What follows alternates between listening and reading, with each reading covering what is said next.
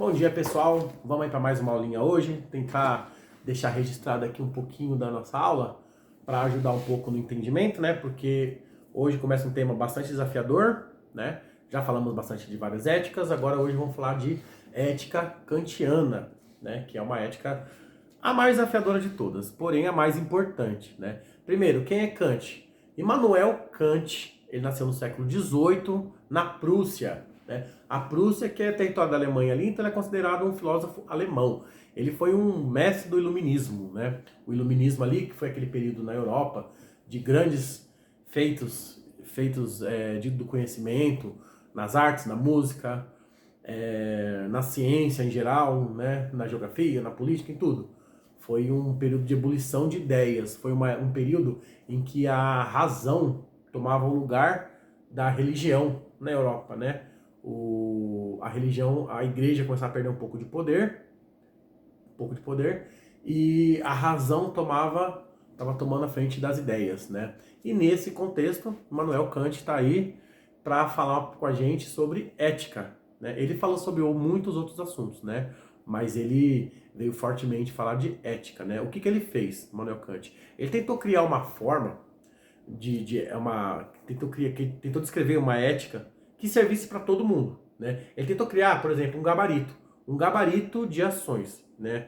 De que tudo que você faça seja possível qualquer pessoa fazer sem prejuízo para a humanidade, um gabarito das suas ações. Você pega as suas ações, você coloca nesse gabarito, deixa eu ver. Ah, tá ok, então a minha ação é ética. Foi isso que Kant tentou fazer com seus imperativos, que ele criou, né? Que são os princípios fundamentais da ética kantiana, né? Que é o imperativo categórico e o imperativo hipotético. Imperativo categórico, que é o mais importante de Kant, é o quê?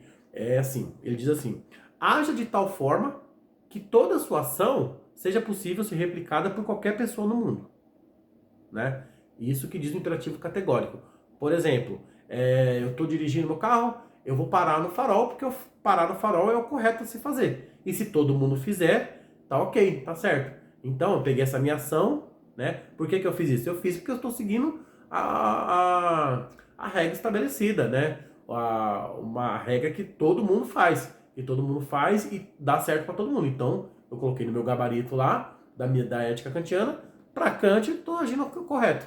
Mas, ele também, a contraponto do imperativo categórico, tem o imperativo hipotético, né? Que para Kant já não é ético, já não é moralmente ético, né? Que é o quê? É o imperativo hipotético. Vamos lá. Que faz assim, por exemplo, eu estou no meu mesmo carro dirigindo. Aí eu paro no farol, não porque é o correto a se fazer. Eu paro no farol porque eu não quero tomar uma multa, porque eu não quero atropelar alguém, por qualquer outro motivo que não seja o correto, que não seja a lei universal. Aí eu estou no imperativo hipotético e para Kant isso não é moral. Moral é você estar dentro do imperativo categórico. Tá ok? E o que Kant define como moral ou não? Moralidade. Né? A moralidade, ele sempre diz que ele diz que a moralidade ela não deve ser baseada nos seus desejos individuais. Ah, eu quero passar, né? Eu quero passar o farol. Não, não pode. Você não pode se render aos seus desejos individuais, né? E nem a pensar nas consequências finais. Por exemplo, eu vou passar o farol aqui porque tem algum pedestre vindo e se eu parar pode ser que eu atropele ele. Não, não pode ser baseado nisso. Né? A moralidade humana ela deve ser baseada nisso, em princípios que sirvam para todos.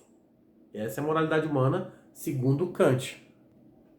E para isso, Kant ele diz que assim, o ser humano ele tem a sua autonomia. Ele deve ter a sua autonomia, né? Ele não pode ser imposto para ele uma moralidade, ele seguir uma moralidade. Não, deve vir dele para que isso seja puro, entendeu? Ele deve vir dele a consciência de que eu devo parar no farol porque é o correto a se fazer, né? O conjunto de pessoas no mundo, todo mundo fizer isso, vai dar certo sempre, não vai ter problema, entendeu? Lembrando que a ética kantiana, ela é diferente da ética aristotélica, né? É uma ética deontológica. Ela não se baseia num justo meio e nada. Ela se baseia sempre no dever, né?